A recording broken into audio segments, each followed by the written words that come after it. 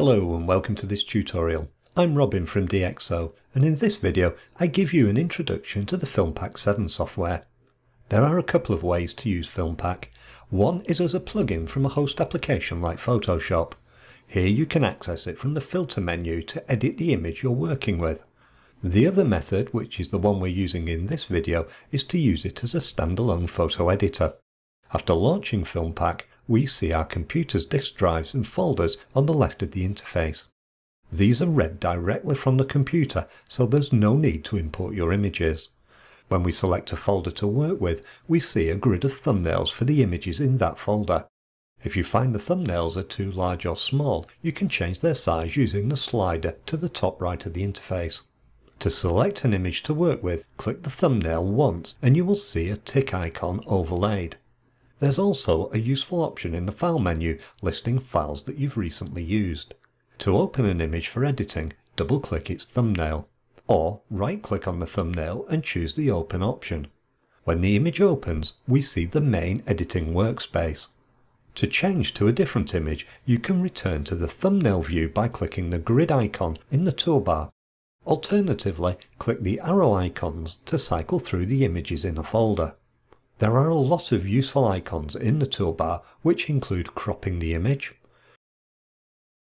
rotating it through 90 degrees, and leveling the horizon. We can also zoom the image to a 1:1 magnification. When the image is too large for the screen, we can use the navigator tool to move around it.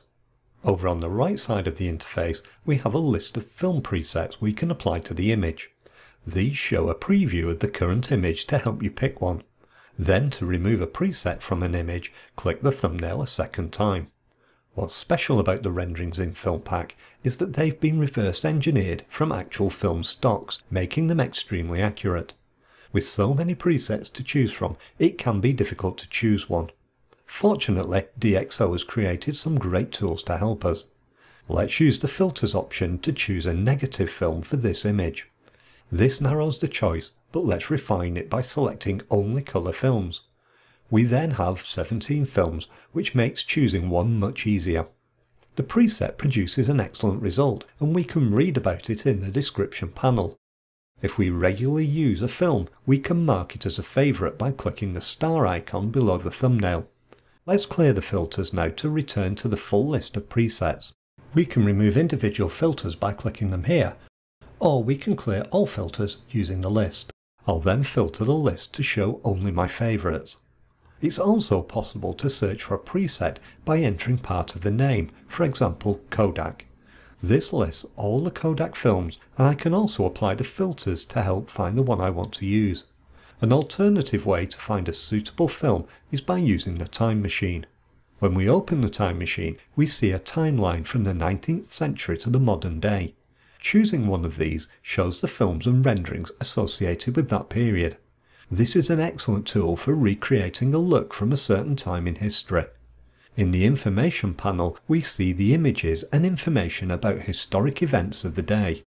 There's also an associated rendering to reproduce that look. It's an interesting way to explore the film renderings and a nice alternative to browsing thumbnails. Having chosen a rendering, you may feel that it isn't quite right or your image needs adjusting. That's when you can click the Customize tab to adjust the image. For example, we may prefer the Kodak Kodachrome 200 grain from medium format film. A great new feature in FilmPak 7 is the introduction of luminosity masks. This allows you to make selective adjustments to the image based on brightness. We will explore how to do this in a separate video. For this image, I want to add a soft blur lens effect around the edge of the frame. After making my changes, I can save the new settings as a preset. The preset is then available in the preset browser to use with other images. Let's compare our changes with the starting image by clicking the compare icon. If you would rather see a side-by-side comparison, click the third icon in the group or press C on your keyboard. Click or press C again and we can change to a split screen view, which we can move left or right.